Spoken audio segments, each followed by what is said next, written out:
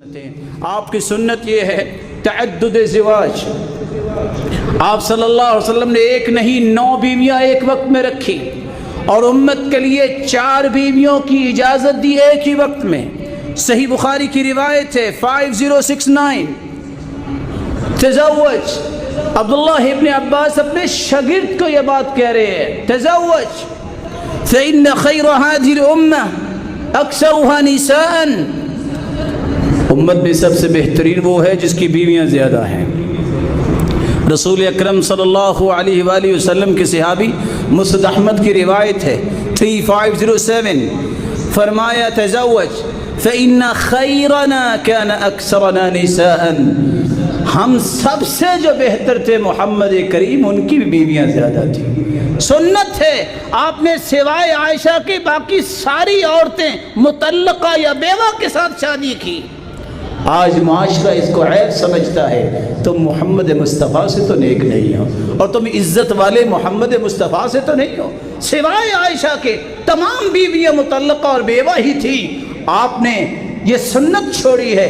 شیخ محمد بن صالح العثیمین رحمہ اللہ رحمتا واسعہ فرمایا کرتے تھے اذا تزوج امرأة كانت سیبة من زوج قبلہ وما دمت في سعادة مع اہلہ. تمہیں اس بات کو بھی سمجھنا چاہیے کہ محمد سے بڑھ کے تو کوئی انسان نہیں ہے. اس نے تو اس میں عیب نہیں سمجھا کہ کوئی مطلقہ تھی کوئی بیوہ تھی، بلکہ آپ نے تو صحیح بخاری اور صحیح مسلم کی روایت ہے. صحیح بخاری میں 6007 الساعی علی الارملہ والمسکین کالمجاہد فی سبیل اللہ وکالقائم الذی لا یفطر وکالصائم الذی لا یفطر. بیوہ اور مسکین کے لیے کوشش کرنا، کوشش خرچ کرنا تو بہت بڑی بات ہے، ذمہ دار بن جانا تو اس سے بڑی بات ہے. کوشش کرنے کا اجر اتنا ہے. آپ نے میدان جہاد میں اپنی زندگی گزاری اور ساری زندگی تہجد پڑھی ہے، کوئی ناغہ نہیں کیا. ساری زندگی نفلی روزے رکھے ہیں، کوئی ناغہ نہیں کیا. لیکن یاد رکھیے کہ میری بات نامکمل نہ رہ جائے. دوسری شادی کے لیے قدم اسے اٹھانا چاہیے جس کے اندر 3 شرطیں ہیں. سب سے پہلی شرط وہ شخص مالی طور پہ 2 گھروں کو 3 اور 4 گھروں کو مینٹین کر سکتا. ظلم ہے، نان و نفقے میں برابری نہ کرنا یہ عدل نہیں. قیامت کو آئے گا وَشِقُّهُ مَائِل، آدھا و فالج زدہ ہوگا. جس کے اندر جسمانی طاقت ہے کوئی اتنے گھر بسا سکتا ہے وہ قدم اٹھائے، عدل کر سکتا ہے، دوسرا نہیں.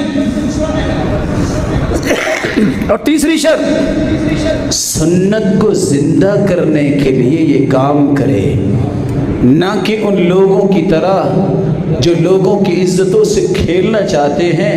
قوم کی بیٹیوں کو اپنی بیٹیاں سمجھو، ان کی بھی اتنی عزت جو ہماری بیٹیوں کی عزت. سنت کے لیے کرو گے اجر بھی ملے گا.